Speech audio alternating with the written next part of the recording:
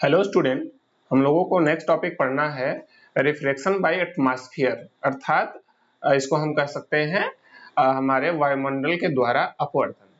तो आइए स्टूडेंट इसके बारे में हम समझते हैं एटमॉस्फेरिक रिफ्लेक्शन क्या है। एक्चुअली स्टूडेंट हमारा जो वायुमंडल है ना, देखिए हम जानते हैं कि जैसे आप अलग अलग डेंसिटी की चीजों को जब एक साथ रखते हैं, जैसे अलग अलग लिक्विड ले लीजिए, पानी में तेल मिलाइए, तो एक बर्तन में पानी और तेल मिलाएंगे तो आप देखेंगे जो ऑयल है, तेल है, वो पानी के ऊपर रहता है। आप देख पाएंगे कि उसकी जो लेयर्स हैं अलग अलग दिखाई देंगी। मतलब पानी आप देखेंगे नीचे रहेगा और जो ऑयल है वो ऊपर रहेगा। ऐसा क्यों होता है? Because the density of oil is less than the density of water. तो इसी तरह से स्टूडेंट की जो भी फ्लूइड होते हैं, फ्लूइड मतलब क्या होता है? तरल। तरल पदार्थ क्या होते हैं? जो फ्लो करते हैं, विच कैन फ्लो, जो बह सकते हैं, जिसमें क्या होती है? बहने की क्षमता। बहना मतलब समझ रहे हो, जैसे पानी बहता है, हवा बहती है, तो ऐसे पदार्थ कहलाते हैं तरल। इसमें दो तरह के स्टेट आप लोगों ने पढ़े हैं। इसमें लिक्विड स्टेट अर्थात द्रव भी आएगा और गैसेस भी आती हैं। तो जो तरल पदार्थ होते हैं स्टूडेंट, फ्लूइड जो होते हैं, इनमें अगर डेंसिटी अलग अलग है तो इनको एक साथ मिलाने पे जो सबसे डेंसर होता है, जो सबसे ज्यादा घनत्व का होता है, वो एकदम नीचे चला जाता है पृथ्वी के गुरुत्वाकर्षण के कारण, और जो डेंसिटी कम होती जाती है वो वैसे वैसे ऊपर रहेगा। सबसे ऊपर कौन सी लेयर रहेगी? जो सबसे रेयर रहेगी, मतलब जिसकी डेंसिटी सबसे कम होगी, जिसका घनत्व सबसे कम होगा, वह परत सबसे ऊपर रहेगी। तो यही होता है स्टूडेंट हमारे एटमॉस्फेयर में। ऐसे ही हमारा जो एटमॉस्फेयर है, मान लीजिए पृथ्वी की सतह है, तो इसमें जो एकदम ऊपर तक, मान लीजिए यहाँ तक एटमॉस्फेयर हमारा है मान लें, तो बीच में जो एयर की लेयर्स है ना, चूंकि हमने अभी पढ़ा कि जो डेंसिटी जिसकी ज्यादा होगी वो नीचे रहेगा, तो इसी वजह से जो हवा है हमारे एटमॉस्फेयर में, इसमें अलग अलग गैसेस हैं जो अलग अलग डेंसिटी की है, जिसके कारण जो सबसे ज्यादा डेंसर गैसेस हैं वो सबसे नीचे रहते हैं, वो एकदम नीचे वाली लेयर में रहेंगी। और जैसे जैसे आप ऊपर जाएंगे तो आप देखेंगे कि ऊपर की तरफ आपको हल्की गैसेस मिलेंगी। तो हमें मान सकते हैं स्टूडेंट कि जो हमारा एटमॉस्फेयर है वो यूनिफॉर्म नहीं है, एक समान नहीं है, बल्कि ये अलग अलग लेयर से बनी हुई, अलग अलग गैसों की बनी हुई लेयर से निर्मित है। ठीक है, तो हमें मान सकते हैं जो ऊपर सबसे गैस है वो सबसे कम डेंसर है, लीस्ट डेंसिटी जिसकी है, लीस्ट डेंसिटी, एंड जो यहाँ पर सबसे लोएस्ट लेयर है वो क्या होगी? Most denser. हाँ, ये सबसे ज्यादा डेंसर होगी। तो इसमें होता क्या है, इनकी डेंसिटी डिफरेंट होने की वजह से स्टूडेंट, जब इसमें कोई लाइट रे एंटर लेती है, जैसे मान लीजिए यहाँ बाहर से, एटमॉस्फेयर के बाहर से कोई लाइट रे आई, अब देखिए क्या होगा। ए लाइट रे सीधे आई है अगर इंक्लाइंड, तो अब जो है रेयर से डेंसर में जा रही है, तो क्या होगा? लाइट थोड़ा सा बेंट हो जाएगी, फिर से और डेंसर में जा रहा, और बेंट हो गई, और बेंट हो गई। इस तरह से आप देखेंगे लाइट रे का जो पाथ है, जो रास्ता है, वो स्ट्रेट ना होकर वो सीधा नहीं जा रही है, बल्कि वो लगातार जैसे जैसे नीचे जा रही है वैसे वैसे मुड़ती जा रही है। आप देख पा रहे हैं उसका रास्ता बेंट होता जा रहा है, जिसकी वजह से जहां से लाइट रे आ रही है उस चीज को एग्जैक्टली हम नहीं देख पाएंगे। जैसे मान लीजिए यहाँ हमारी आंख है, हम ऊपर आंख करके देख रहे हैं, तो हमारे आंख पर जो लाइट रे आई है उसकी डायरेक्शन क्या है? आप देख पा रहे हैं कि वो कुछ इस दिशा से आ रही है। तो हमें क्या होगा, हमारे यहाँ पे जिस दिशा से लाइट आएगी, जिस डायरेक्शन आएगी, हमें क्या महसूस होगा कि वो ऑब्जेक्ट उधर ही है। जैसे अगर वो लाइट मान लीजिए किसी स्टार से आ रही है, वो स्टार यहाँ पर है और यहाँ से लाइट रे चली, लेकिन मान लीजिए यहाँ पर स्टार है और यहाँ से लाइट रे चली, और हमारी आंख में जब पहुंच रही है तो उसकी डायरेक्शन ऐसी है जैसे लग रहा है इस लाइट यहाँ से आ रही हो। तो क्या होगा, हमको स्टार यहाँ इस दिशा में दिखाई देगा। मीन्स जो स्टार है उसकी एक्चुअल पोजीशन यहाँ पे है, लेकिन हमें अपीयर होगा यहाँ पर, तो इसी वजह से इसको हम नाम देंगे अपरेंट पोजीशन, आभासी स्थिति। ठीक है, तो क्या होता है, अगर हम एटमॉस्फेयर के बाहर की किसी चीज को देखेंगे तो जनरली एटमॉस्फेरिक रिफ्रैक्शन की वजह से वस्तु जहां पर है एग्जैक्टली वहां पे ना दिखाई देकर किसी अन्य जगह पे दिखाई देती है। ठीक है, तो ये है एटमॉस्फेरिक रिफ्रैक्शन का एक इफेक्ट, प्रभाव। ठीक है, एटमॉस्फेरिक रिफ्रैक्शन आपसे पूछे कोई क्या है तो आप कहेंगे, कैसे समझाएंगे कि चूंकि हमारा एटमॉस्फेयर गैसेस की डिफरेंट डेंसिटी की लेयर से बना हुआ है, जिसकी वजह से इसमें जो चलती है लाइट रे वो सीधी लाइन में न चलकर एक कर्व पाथ फॉलो करती हैं, एक तिर्यक रास्ते पर चलती हैं। तो यही घटना क्या कहलाती है, एटमॉस्फेरिक रिफ्लेक्शन। और इसकी वजह से क्या होता है, हमने जैसे यहाँ पे देखा जो स्टार है, ये स्टार हमको एक्चुअल पोजीशन पर न दिखकर किसी अन्य जगह दिखाई देता है। समझ रहे हैं, जैसे हम यहाँ पे एनसीईआरटी का चित्र लें तो आप देखेंगे वहां पर इस तरह से बना है, जैसे यहाँ स्टार है, यहाँ पे ढेर सारी लेयर्स होंगी एटमॉस्फेयर में, और ये लेयर से प्रकाश किरण मुड़ते गई हमारे यहाँ पे पहुंची जब, तो एक अलग डायरेक्शन से आ रही थी, जिसकी वजह से हमें स्टार यहाँ दिख रहा है, जबकि एक्चुअल पोजीशन ये है। तो क्या होता है कि इसमें जो अपरेंट पोजीशन है वो different than the actual position होती है। और इसी को कभी कभी आप लोगों ने सुना है स्टूडेंट, ट्विंकलिंग ऑफ स्टार, इसको नाम दिया गया है, ट्विंकलिंग ऑफ स्टार। आप लोगों ने गाना सुना ही होगा, ट्विंकल ट्विंकल लिटिल स्टार। तो तारे जो है हिंदी में क्या कहते हैं, टिमटिमाना, टिमटिमाना। तारे टिमटिमाते क्यों है, हाँ, ये है तारों का टिमटिमाना। टिमटिमाना का अर्थ समझ रहे हैं ना स्टूडेंट। ट्विंकलिंग का क्या अर्थ है कि जैसे झालर होती है, लाइट्स आप देखे हैं, झालर बुझती है, धीरे धीरे जलती है, बुझती है, तो वो होता है एक्चुअल मीनिंग ऑफ टिमटिमाना। टिमटिमाना का अर्थ होता है मतलब कभी इंटेंसिटी कम होना, कभी इंटेंसिटी ज्यादा होना। सामान्यतः ये हम कहते जरूर है लेकिन दिखाई नहीं देता। ध्यान दीजिएगा, आप जब स्टार को आप देखेंगे ना तो आपको तो एकदम स्टेडी दिखेगा, ऐसा लगेगा कि एक ही जगह पे है। फिर जो है इस शब्द का क्या मतलब है, तारे टिमटिमाते हैं। तो परीक्षा में जब आपसे पूछेगा स्टूडेंट तो ध्यान दीजिएगा, यहाँ पर एटमॉस्फेरिक रिफ्रैक्शन ही कारण लिखना है। आप कहेंगे कि चूंकि एटमॉस्फेरिक रिफ्रैक्शन के कारण जो स्टार है वो अपनी पोजीशन पे न, एक्चुअल पोजीशन पे न दिखकर किसी अन्य जगह पे दिखाई देते हैं। इसी घटना को हम कहते हैं ट्विंकलिंग ऑफ स्टार, इसी को कहते हैं तारों का टिमटिमाना। आप वहां पर सिर्फ ऐसे ही लिख दीजिएगा स्टूडेंट, लेकिन ध्यान दीजिए सच्चाई ऐसा नहीं है, सच्चाई इससे थोड़ा सा हटकर है। हटकर क्या है कि तारे जो है अगर एटमॉस्फेरिक रिफ्रैक्शन हो रहा है तो उसकी वजह से इंटेंसिटी पे चेंज क्यों होगा, ये तो कोई कारण बना नहीं टिमटिमाने का। तो इसका कारण ये होता है, कभी कभी, वैसे जनरली आप देखेंगे तारे स्टेडी दिखते हैं, टिमटिमाते नहीं दिखते हैं, कभी कभी दिख सकते हैं। और उसका कारण ये होगा कि जो हमारा एटमॉस्फेयर है ये रिजिड नहीं है, स्टेडी नहीं है। हमारा एटमॉस्फेयर में जो गैसेस हैं वो भी लगातार चल रही है। गैसेस चलने की वजह से हमारा एटमॉस्फेयर हमेशा गतिशील होने के कारण एटमॉस्फेयर हमारा यूनिफॉर्म नहीं रहता। हाँ, ये जो है हमेशा, it is not always uniform. Atmosphere जो है ये हमेशा यूनिफॉर्म नहीं होता। और अगर एटमॉस्फेयर की लेयर चेंज हो रही है तो रिफ्रैक्शन जो है, रिफ्रैक्शन में चेंज होगा, अर्थात लाइट रेज अलग अलग मुड़ती हुई रहेगी। अगर एटमॉस्फेयर में चेंज होता है तो लाइट रे के रास्ते में भी चेंज आएगा, जिसकी वजह से हमारे आंख पे पहुंचने वाली लाइट रे अलग अलग डायरेक्शन से दिखेगी, या तो इंटेंसिटी कम ज्यादा होगी।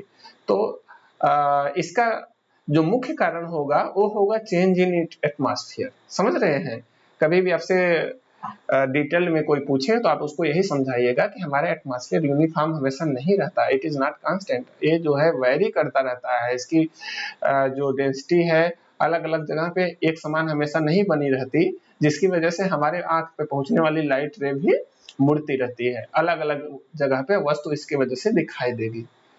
तो इसी को हम कहते हैं वास्तविक टिमटिमाना। ठीक है, तो ये बात ध्यान रखिएगा। इसी का एक नेक्स्ट एग्जांपल है advance sunrise and delayed sunset. तो ये भी आपसे परीक्षा में पूछा जाता है अक्सर, ठीक है। Advance sunrise and delayed sunset.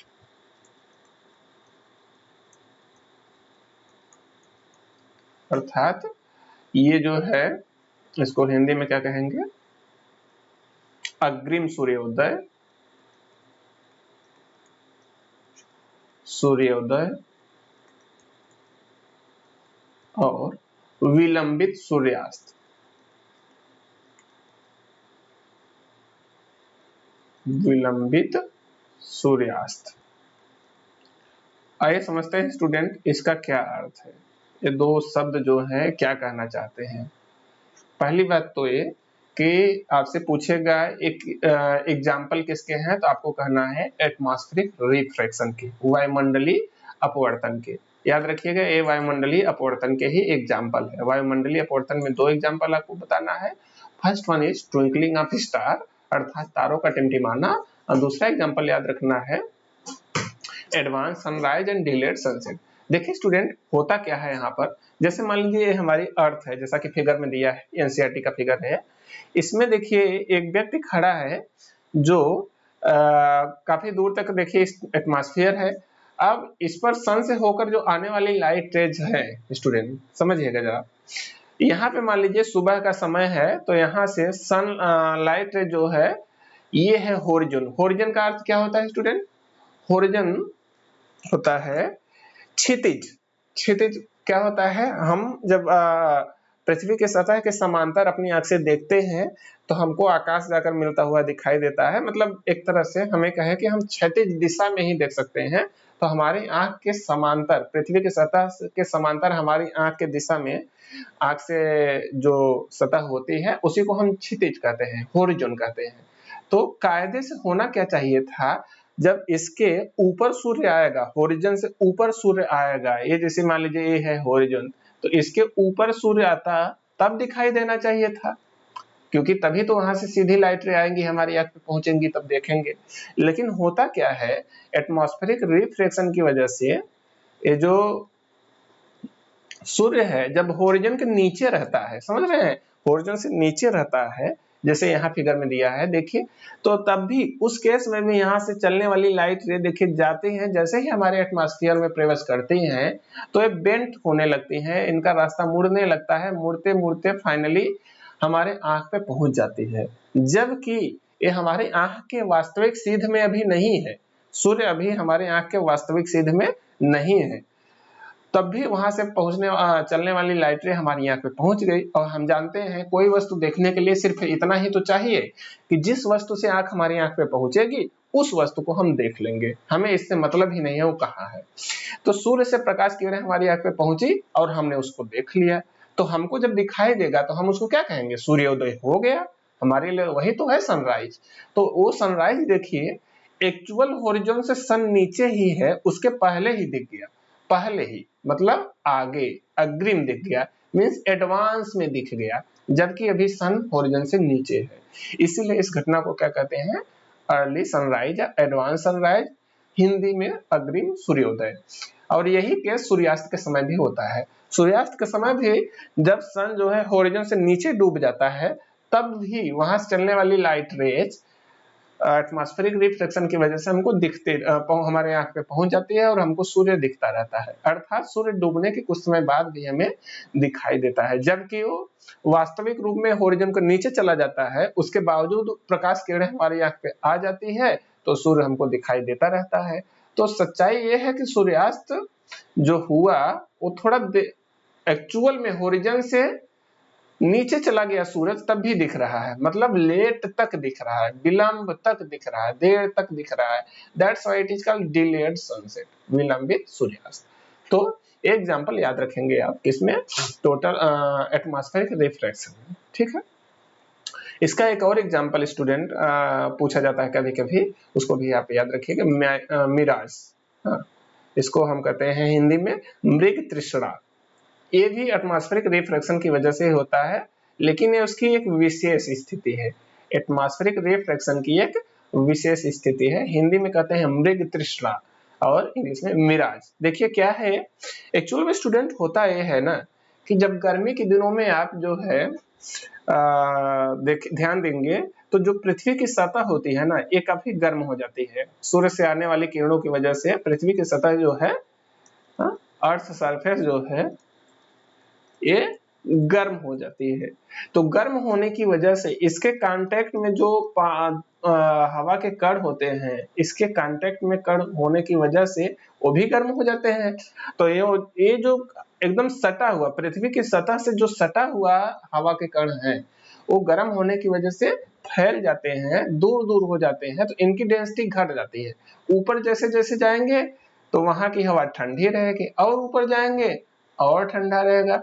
मतलब जैसे जैसे आप ऊपर की दिशा में जाएंगे आपको कोल्डर एयर मिलेगी, नीचे हॉट एयर है। तो क्या होगा, नीचे जो मीडियम है ये हवा के फैलने की वजह से क्या हो गया, रेयर, और ऊपर क्या है, डेंसर, ऊपर की दिशा में डेंसर है।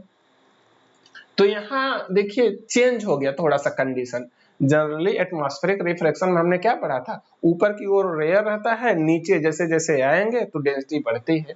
लेकिन यहाँ पे कंडीशन रिवर्स हो गया है, नीचे जो है रेयर है और ऊपर डेंसर है। जिसकी वजह से होता क्या है स्टूडेंट, कि कोई लाइट रे जब यहाँ पे एंट्री लेती है ना एटमॉस्फेयर में, समझिएगा जरा, जैसे हमने मान लीजिए अलग अलग लेयर बना लिया, तो इसमें जैसे मान लीजिए एक लाइट रे आई, तो ये जो देखिए डेंसर से रेयर में आ रही है, तो डेंसर में से रेयर में आएगी तो क्या होगा, अवे फ्रॉम नॉर्मल जाएगी, इस तरह से मुड़ेगी, ये इस तरह से मुड़ेगी। तो जिसकी वजह से क्या होगा, एक समय ऐसा आएगा यहाँ पे डेंसर से रेयर वाले ही केस में हमने पढ़ा था स्टूडेंट, टोटल इंटरनल रिफ्लेक्शन, याद करिए ये वाला कंडीशन। तो वही वाला केस यहाँ पे बन जाता है।